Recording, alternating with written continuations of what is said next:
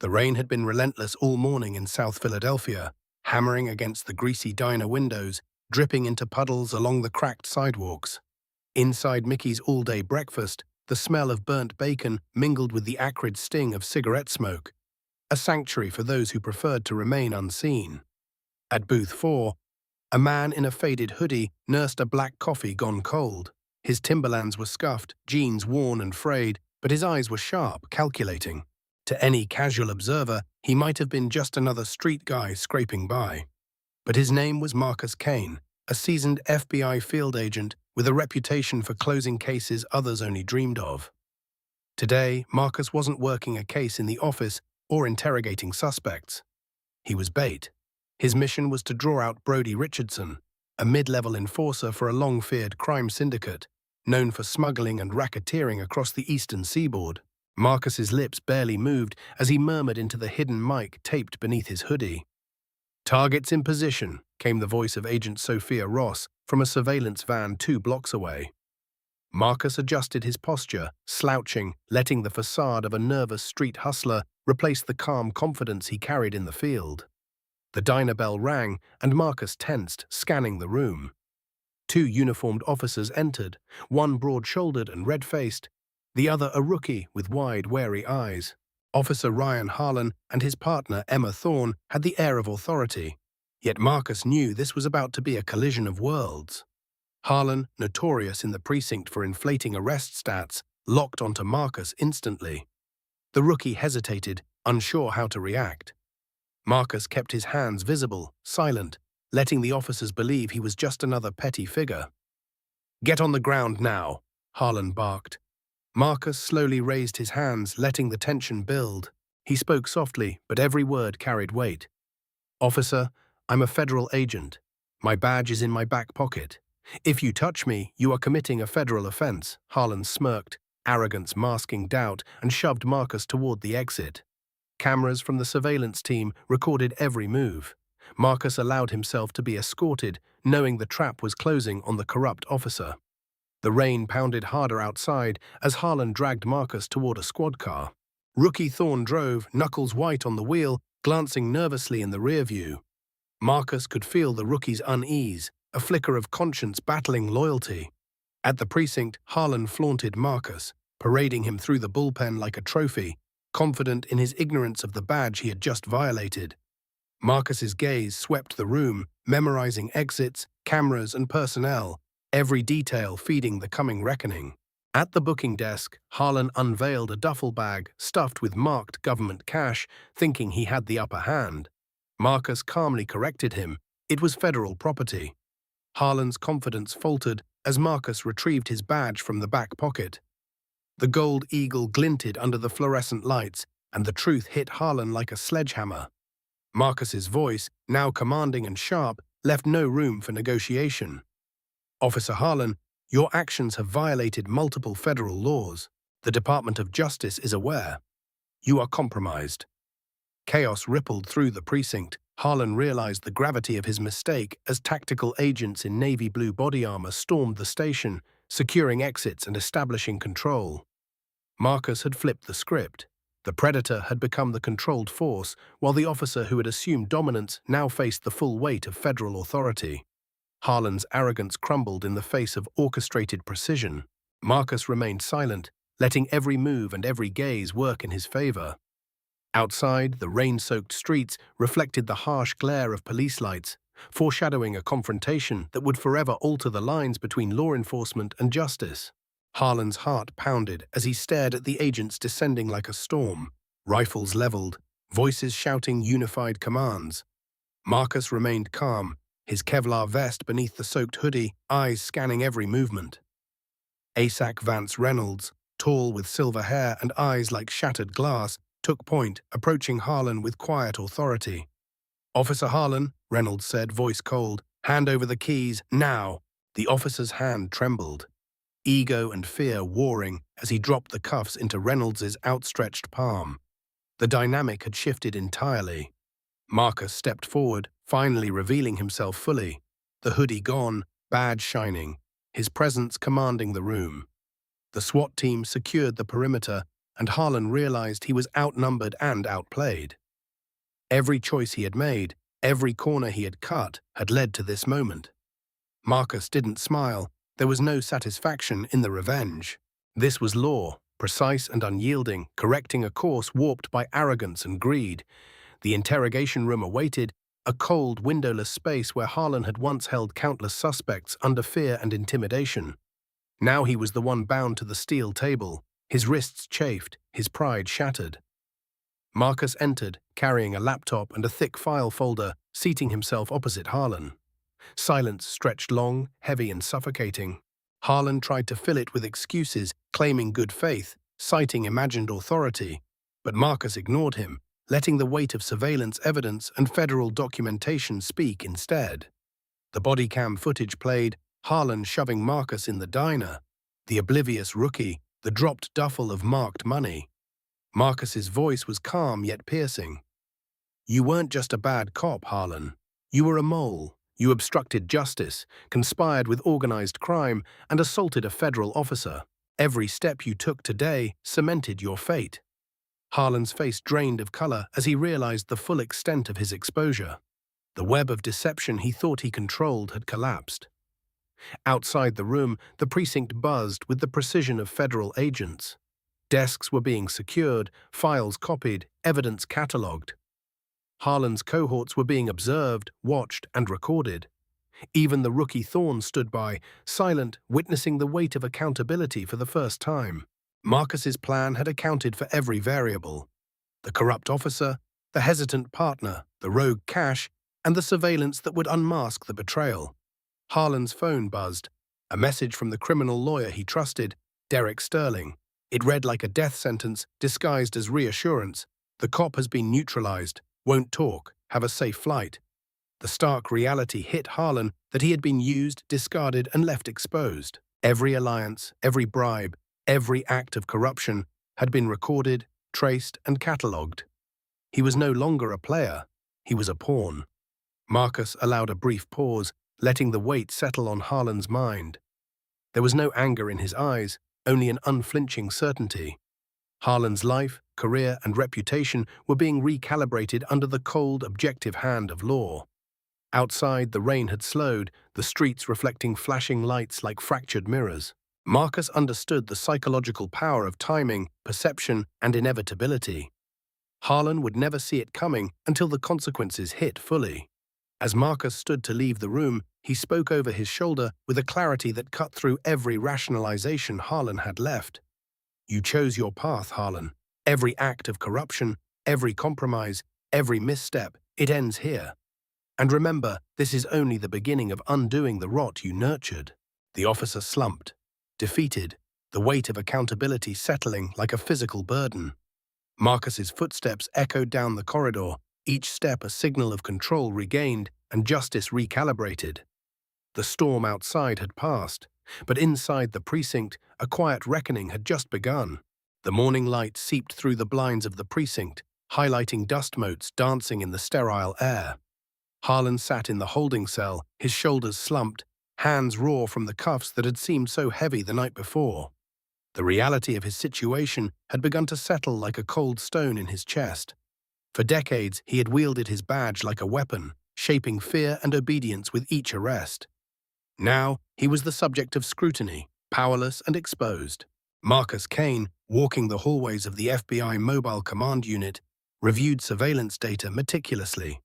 Every frame, every digital trace, and every communication had been captured, analyzed, and catalogued.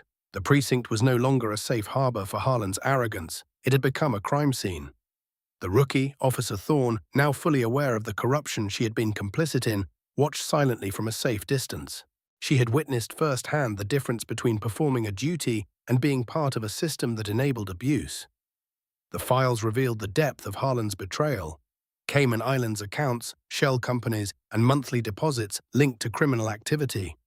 Marcus leaned back, allowing himself a rare moment of satisfaction, not from vengeance, but from the precision of justice. Harlan's network was dismantled, his influence evaporating under the relentless scrutiny of federal law enforcement. Outside, the city began to stir. unaware that a man who had thought himself untouchable had just been toppled in a quiet, calculated strike. Back in the cell, Harlan's mind raced. Every defense he could muster, good faith, misinterpretation, obedience to hierarchy, was shattered. Sterling, the lawyer he had relied on, was nowhere to be found. The criminal connections he had used to feel untouchable now mocked him, revealed through intercepted messages and digital trails that proved loyalty could never outweigh the reach of a determined investigation. He was left alone with his thoughts, realizing that years of authority had been built on fragile foundations. Marcus, reviewing communication logs, found a thread that had been overlooked. Brody Richardson, the criminal figure whose presence had catalyzed the operation, had played his own game.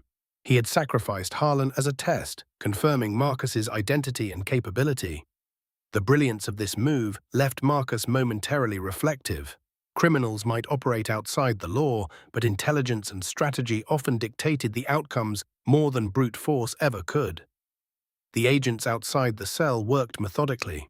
Desks were being inventoried, evidence catalogued, and communications cross-referenced.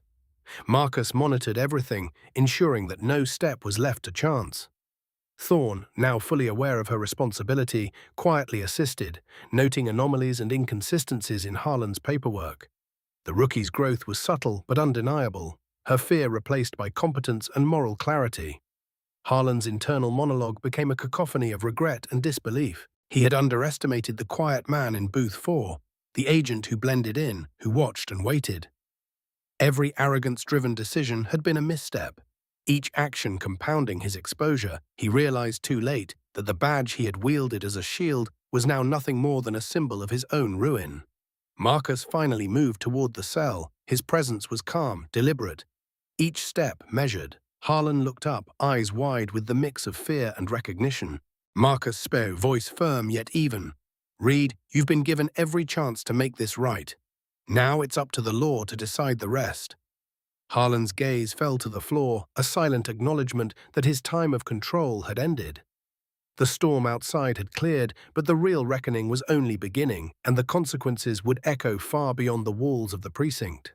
The FBI command center buzzed with quiet intensity. Monitors displayed maps of Philadelphia, timestamps, bank account flows, and cell tower pings.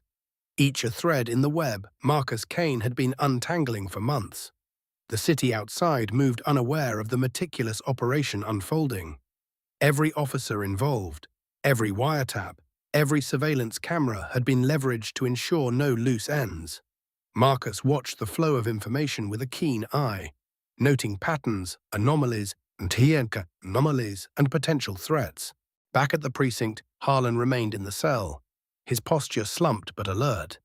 He had grown accustomed to asserting dominance, to manipulating situations with a glance or a half smile. Now, stripped of authority and facing tangible evidence of his betrayal, he experienced the alien weight of vulnerability. Even Sterling's absence amplified his sense of isolation. He had always believed that loyalty, fear, or money could protect him. Now he understood that meticulous planning and patience could unravel even the most seemingly untouchable men. Marcus's mind wandered briefly to the streets outside.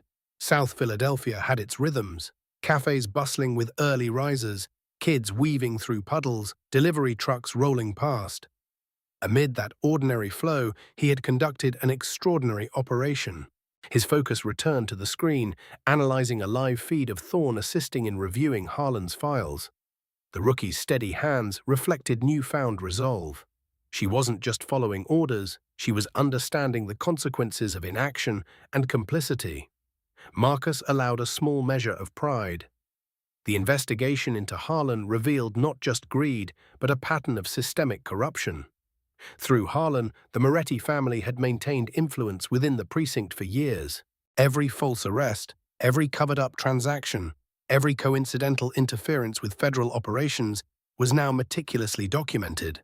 Marcus felt the weight of the broader implications. Removing one corrupt officer was one thing, but the culture that enabled it was deeply entrenched. Reform would require patience, strategy, and accountability at every level. Outside the cell, Harlan's internal panic was growing.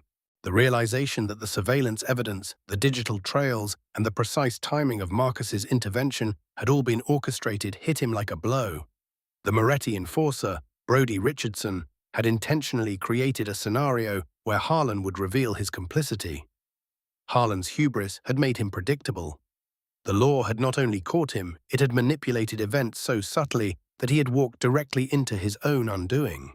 Marcus instructed Thorne to cross-reference bank statements with phone records. Every transfer, every email, every deposit confirmed the extent of Harlan's corruption. Even now, in custody, Harlan tried to rationalize his choices, clinging to imagined authority and selective memory. Marcus ignored him, letting the facts speak with brutal clarity. The psychological edge was critical. Harlan needed to confront not just the law, but the reality of his own decisions. The afternoon sunlight streaked across the command center, illuminating a stack of evidence boxes labeled meticulously by operation and date. Marcus leaned back, taking in the magnitude of the work. The city outside carried on, oblivious, while within the walls of federal authority, a corrupt system was being dismantled, piece by piece. Harlan's fate was sealed. The ripple effects would reach every officer who had ignored, enabled, or participated in his misconduct. Marcus exhaled slowly, the calm after the storm, knowing that the real challenge, the cultural and procedural reform, was only beginning. Yet in this moment, the first domino had fallen and justice, precise and patient, had prevailed. Evening settled over Philadelphia, the streets slick with the remnants of a fading storm. Marcus Kane stepped outside the FBI Mobile Command Unit, breathing deeply. The cool air carried the scent of wet asphalt and the distant tang of the Delaware River. He could feel the shift in energy around the precinct. The tension of the past day still lingered like static electricity. The operations team had secured the station, confiscating records and cash, ensuring nothing was left to Harlan's influence. Marcus knew this was only a temporary victory. Corruption had roots, and they had to be fully unearthed. Inside the holding cell, Harlan sat huddled on the cold bench, replaying every move that had led him here. His mind cycled through excuses, each one thinner than the last. Years of authority, arrogance, and carefully cultivated fear had been rendered meaningless by patience, observation, and preparation. Even Sterling's departure haunted him. The lawyer had delivered the final blow with one sentence: "You became a liability." Harlan had once believed power could protect him, but power without accountability was a fragile illusion. Marcus returned inside to review communications one last time before the night ended. Messages from Brody Richardson, digital intercepts, and financial trails all pointed to the same conclusion. The criminal operation had a network of inside help, and Harlan had been the linchpin. Yet Richardson had sacrificed his mole to confirm Marcus's identity. The brilliance of the move left Marcus contemplative. The criminal world, ruthless as it was, understood strategy and leverage. For Marcus, it reinforced that every mission required foresight, patience, and an understanding of human psychology. Thorne, now a quiet presence in the room, handed over a cross-checked list of Harlan's known associates. She had been through the initial shock of witnessing a federal agent deliberately manipulated by a corrupt officer, but she had emerged sharper, aware of the stakes. Marcus acknowledged her with a brief nod. Trust was earned, and she had proven herself worthy. The city might never know the depth of what had just been accomplished, but that was the nature of the work. Invisible victories, unseen consequences, lives quietly altered for the better. The cell phone on the desk buzzed. A missed call from Brody Richardson. Marcus's instincts sharpened. The criminal's audacity was almost theatrical, calling the very agent orchestrating his capture. He listened carefully, Richardson's smooth, mocking voice confirming Marcus's suspicions. The setup had been deliberate, and Harlan had been the sacrificial piece. Marcus allowed himself a grim smile. The criminal mind might calculate cleverly, but the law's patience and preparation would always outmatch bravado when executed with precision. Outside the window, the streets of Philadelphia had begun to empty. The sun dipped below the horizon, casting long shadows across brick facades and puddled alleys. Marcus allowed himself a moment to reflect on the nature of authority. Harlan had believed that fear and intimidation could replace integrity. Richardson had believed that wealth and strategy alone could ensure freedom. Marcus knew that neither approach withstood the discipline of law and observation. In that quiet reflection, he felt the burden and responsibility of his own role, the invisible weight of maintaining justice in a flawed system. Marcus finally approached Harlan's cell. The officer's head lifted, eyes wide with a mix of fear, recognition, and despair. Marcus's voice was calm, measured. "Reed, the choices you made have consequences. Every action, every compromise, every act of corruption, it all ends here. The law doesn't forgive arrogance or ignorance." Harlan slumped back, the gravity settling fully. Outside, the city moved on, unaware that one man's reckoning had shifted the balance of accountability. Marcus allowed himself to stand quietly, letting Harlan absorb the reality. Justice, patient and relentless, had found its mark, and the first major fracture in the web of corruption had been exposed. Night had fully fallen over Philadelphia, casting the city in shadows that stretched across the brick streets and narrow alleyways. Marcus Kane walked the corridors of the FBI Mobile Command Unit, reviewing evidence one last time before the team would begin dismantling Harlan's influence across the precinct. The operation had succeeded in exposing a single corrupt officer. But Marcus knew the deeper battle against institutional corruption was just beginning. Every file, every intercepted message, every financial trace painted a picture of complicity that extended beyond one man. In the holding cell, Harlan's posture had changed little. The initial shock had faded, replaced by simmering fear and disbelief. He replayed the diner confrontation endlessly, the sound of the rain, the slam of the squad car door, the flash of Marcus's badge. Each memory was a needle in his conscience. He had underestimated Marcus Kane completely. Every assumption he had made about loyalty, authority, and intimidation had been wrong. Harlan's world, built on manipulation and self-interest, was crumbling. Outside, the city's hum softened into the quiet rhythm of nighttime traffic. Marcus glanced through the reinforced glass at Thorne, who was now meticulously cataloguing evidence. She had transformed from hesitant rookie into a competent officer, her eyes sharp with comprehension. Marcus knew that she had learned more in one day than many would in a year. Integrity was a choice, he thought, and she had made hers. The criminal, Brody Richardson, had called Marcus that evening, confirming the orchestrated nature of Harlan's downfall. Marcus allowed himself a brief reflection. The man had cunning, yes, but in the end, meticulous planning and authority grounded in law would always prevail over arrogance and greed. He reviewed the chain of events again. Every move, every contingency, every calculated risk had been accounted for. There was no room for error in these operations, and yet the lesson for Harlan had been mercilessly simple. Overconfidence can be fatal. Harlan shifted, finally lifting his head as Marcus approached the cell. His eyes, wide and unblinking, reflected a rare vulnerability. Marcus's voice was steady, measured, the calm before the final judgment. "Reed, every decision has a cost. Every compromise you made for money, for loyalty to criminals, has consequences. Today you pay that price. Not just for yourself, but for the people you endangered." Harlan's face paled further, understanding that words alone would not undo the reckoning he faced. Marcus turned back to the command center monitors, observing the meticulous work of cataloging evidence and cross-referencing financial records. Each thread in the web of corruption became a link in the chain that would ultimately restore accountability. Outside, the city remained oblivious to the delicate balance of justice and chaos unfolding inside the walls.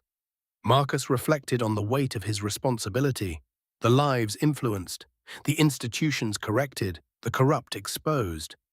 It was a quiet triumph, measured and deliberate, the kind of victory that rarely made headlines but altered the course of many lives. Returning to the holding cell, Marcus allowed a final cold observation to reach Harlan. "You were a pawn, Reed. You acted out of greed and arrogance. You underestimated the law, and that mistake will follow you for the rest of your life." Harlan lowered his eyes, finally accepting the reality that his time of unchecked power had ended. Outside, the rain had ceased entirely, leaving the streets shining under the amber glow of streetlights. Marcus walked away, leaving Harlan to confront the full scope of his actions, knowing that justice, patient and inexorable, had completed the first chapter of its reckoning. By early morning, the city of Philadelphia was waking to a new day, streets slick with the remnants of last night's rain. Marcus Kane remained at the FBI Mobile Command Center, coordinating teams to follow up on the ripple effects of Harlan's exposure. Each agent had been assigned tasks to audit precinct records, trace financial anomalies, and interview personnel who might have been complicit. Marcus knew the work was far from over. Rooting out corruption required persistence, patience, and precision. Inside the precinct, Harlan sat silently, head bowed, wrestling with the enormity of his downfall. He could hear the distant clatter of desks being cleared, files shuffled, and agents moving with purpose. Each sound was a reminder of the agency's reach and his own vulnerability. He had once believed that authority and fear were enough to protect him. Now, stripped of rank, respect, and leverage, he confronted the cold weight of accountability. Thorne, who had grown from hesitant rookie to conscientious officer overnight, walked past the holding cell, observing the scene. Her reflection in the polished metal of the bars reminded her that integrity was sometimes the only shield against systemic corruption. Marcus had taught her, silently and deliberately, the difference between performing a duty and standing by while injustice proliferated. She now understood the stakes, the nuances of choice, and the cost of complicity. Marcus reviewed Richardson's communications one final time before the day's operations expanded. The criminal's audacity in using Harlan as a pawn reinforced the strategic mind in play on both sides of the law. Marcus noted the lesson clearly. Predictability, overconfidence, and greed made Harlan's actions transparent.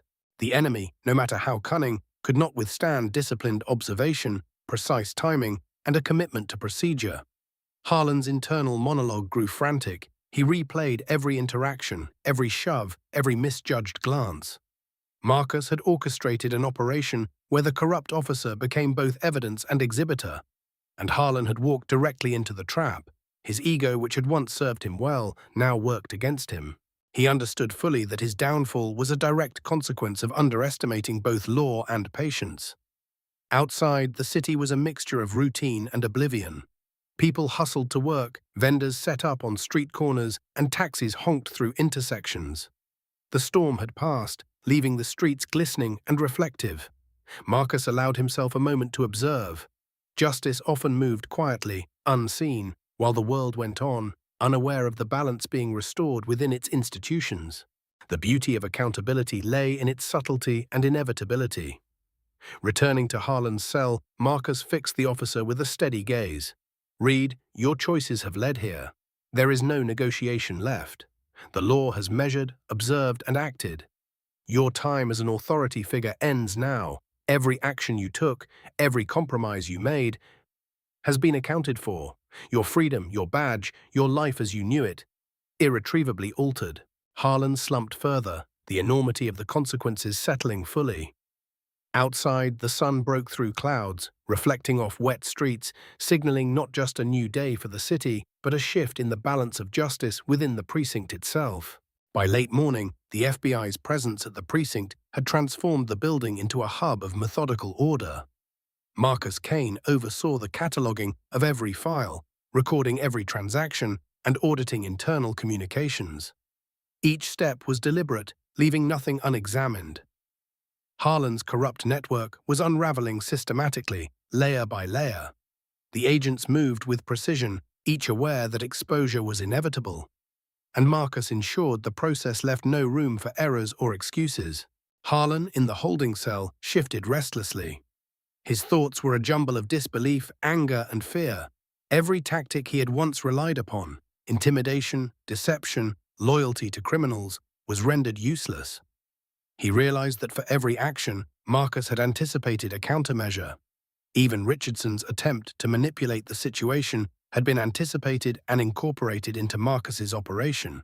The weight of inevitability pressed down on Harlan, crushing the illusion of control he had maintained for decades. Thorne, now moving with quiet confidence, assisted in reviewing Harlan's financial records. Each document confirmed the pattern of corruption: offshore accounts, shell companies, and unexplained deposits linked to organized crime. Marcus observed her work, silently acknowledging her growth. Fear had transformed into competence, hesitation into careful judgment. The lesson was profound. Integrity was a practice, honed under pressure and observation. Outside the cell, the city moved through its rhythms, unaware of the transformation happening within. Marcus considered the broader implications. Removing Harlan was a victory, but dismantling the culture that allowed corruption to flourish required sustained vigilance. Each report filed, each account seized, each officer interviewed was a step toward institutional accountability. Justice, Marcus knew, was measured not just in arrests, but in restoring the systems that allowed law and order to function reliably. Harlan's attempts at rationalization faltered with each passing hour. He had believed himself untouchable, that influence, fear, and money could insulate him from consequences. Now, stripped of authority, isolated, and confronted with unassailable evidence, he faced the stark reality. He had been a pawn, misjudged every move, and miscalculated every outcome.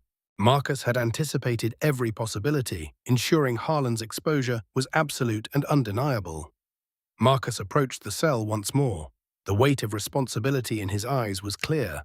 He spoke with calm finality. "Reed, you believed power and intimidation could protect you. You were wrong. Every choice, every compromise, every act of corruption is now accountable. This is the law asserting itself. The city, the department, and the people you endangered will see justice administered. Your freedom is no longer yours to claim." Outside, the late morning sun reflected off the wet streets, casting long shadows across the precinct. Marcus stood silently for a moment, watching as the agents continued their work. The building transformed from a site of secrecy and corruption into a controlled, accountable environment. Inside, Harlan remained on the cold bench, absorbing the consequences. Marcus turned and walked away. The echo of his footsteps a reminder that meticulous planning, patience, and unwavering commitment to justice could dismantle even the most entrenched corruption. By early afternoon, the gravity of the operation had fully set in across the precinct. The fallout from Harlan's exposure was reverberating through the ranks, shaking confidence and challenging loyalties. Marcus Kane moved through the command center with measured steps, reviewing the latest compiled evidence. Offshore accounts, shell corporations, financial transactions tied to organized crime, and internal communications exposing years of misconduct. Every detail had been documented, cross-referenced, and verified, leaving no room for doubt or loopholes. Harlan, still in the holding cell, had grown quiet. The initial panic had subsided, replaced by a hollow realization of the full weight of his misdeeds. He had once prided himself on his ability to manipulate situations, control narratives, and exploit weaknesses. Now he understood that meticulous planning, patience, and observation had exposed every lie, every abuse of power, and every financial misstep. The badge he once wielded as a symbol of authority now represented his ruin. Outside, Officer Thorne moved confidently among the evidence, her eyes sharp and purposeful. Marcus observed her growth with quiet pride. She had seen the difference between following orders blindly and exercising moral judgment. Her transformation was a reminder that integrity was not innate, but developed through observation, experience, and courage. Marcus allowed himself a brief thought. The future of law enforcement could be strengthened, one conscientious officer at a time. Marcus turned his attention to the communications from Brody Richardson. The criminal's audacity was almost theatrical, calling Marcus to confirm that Harlan had been used as a pawn. Richardson had sacrificed his insider to test Marcus's identity. It was a calculated move, but Marcus's patience, foresight, and execution had neutralized it entirely. The lesson was clear. Arrogance, predictability, and greed had made Harlan transparent, while disciplined observation and measured action determined the outcome. Marcus returned to the holding cell to deliver the final confrontation. Harlan lifted his head, eyes wide and wary. Marcus's voice was calm but firm. "Reed, everything you have done, every compromise and act of corruption has consequences. Your influence ends here. The law has measured, observed, and acted. You are no longer in control. You will face accountability, and every action you took against the people you swore to protect is now exposed." Harlan's face drained of color, the magnitude of his situation finally sinking in. Outside, the precinct had transformed from a place of secrecy and corruption to a controlled, accountable environment. Federal agents moved methodically, securing files, verifying evidence, and ensuring that no detail was overlooked. Marcus allowed himself a moment of reflection. The city moved on, oblivious to the careful orchestration that had prevented further corruption. But justice, precise and patient, had prevailed. Harlan's arrogance had crumbled under the weight of law, evidence, and moral scrutiny. Finally, Marcus observed the broader implications. This operation had not just removed a corrupt officer, it had sent a clear message across the precinct and beyond. Justice, even when slow and meticulous, would catch up with those who abused power. Marcus allowed a moment of quiet satisfaction. Harlan had been defeated, the system corrected, and the lesson of accountability etched into every corner of the precinct. Marcus knew there was still work ahead, but for now the first victory was absolute, profound, and irrevocable. Evening fell over Philadelphia, casting long shadows across the streets glistening from earlier rain. Marcus Kane stood outside the precinct, the city alive around him, oblivious to the meticulous justice that had unfolded within its walls. Harlan had been fully processed, his crimes documented, and the ripple effects of his corruption meticulously traced. Marcus allowed himself a moment to breathe, the adrenaline of the past days finally ebbing, replaced by a quiet, vigilant focus. The holding cell had been emptied of its most notorious occupant, but the lessons remained. Marcus reflected on the transformation of Officer Thorne, who had moved from hesitant rookie to decisive, morally aware officer. She had witnessed firsthand the consequences of turning a blind eye and had chosen to act with integrity. Marcus knew her growth would ripple through the department, strengthening those committed to justice and accountability. Outside, the night air was cool and crisp. Marcus scanned the city skyline, the glow of streetlights and distant traffic illuminating the urban landscape. He felt the weight of responsibility settle on him once more, the constant vigilance, the meticulous planning, the awareness that justice required both patience and resolve. Harlan's arrogance had crumbled under scrutiny and law, but the broader battle against corruption was ongoing. Each victory, however complete, was only a step toward a larger goal. Marcus turned his attention to the FBI vehicles still parked outside, agents moving with purpose, cataloging, securing, and documenting every piece of evidence. The operation had successfully dismantled Harlan's immediate influence and exposed the network that had enabled years of corruption. Brody Richardson's clever manipulation had been neutralized, leaving the law victorious in a calculated, strategic manner. Marcus allowed a brief moment of satisfaction, knowing that precision, patience, and foresight had carried the day. He glanced back toward the precinct, thinking of Harlan in custody. The officer who once wielded fear and intimidation as tools had been reduced to accountability and reflection. Justice had been executed quietly, efficiently, and undeniably. Marcus reflected on the broader message. Arrogance and corruption may flourish temporarily, but methodical, patient enforcement of the law will always prevail. As Marcus prepared to leave, he handed Officer Thorne a plain white business card stamped with the Department of Justice seal. "We're looking for liaison officers for joint operations on organized crime," he said. "People who understand the streets but remain incorruptible." Thorne's eyes widened as she accepted the card, the weight of the opportunity dawning on her. Marcus smiled faintly. Integrity, courage, and discernment would always be recognized, even in the most complex systems. Marcus adjusted his jacket against the wind and turned toward the city. Reporters were already gathering, microphones extended, cameras rolling. He stepped forward and addressed them directly.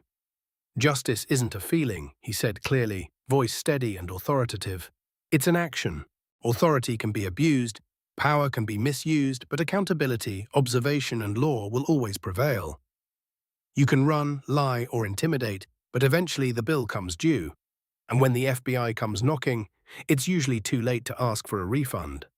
The crowd absorbed his words, the seriousness hanging in the air. Marcus turned, walking away, blending into the rhythm of the city. Each step carried purpose, each decision measured, every moment a continuation of the unending pursuit of justice. He glanced once at the diner where it had begun, Mickey's all-day breakfast, still bustling with ordinary life, unaware of the extraordinary events that had unfolded within sight. Marcus disappeared into the urban tide, ready for the next mission, the next minute that could change lives, confident that patience, foresight, and integrity would always be his tools. Subscribe to the channel, leave a comment, and share this video.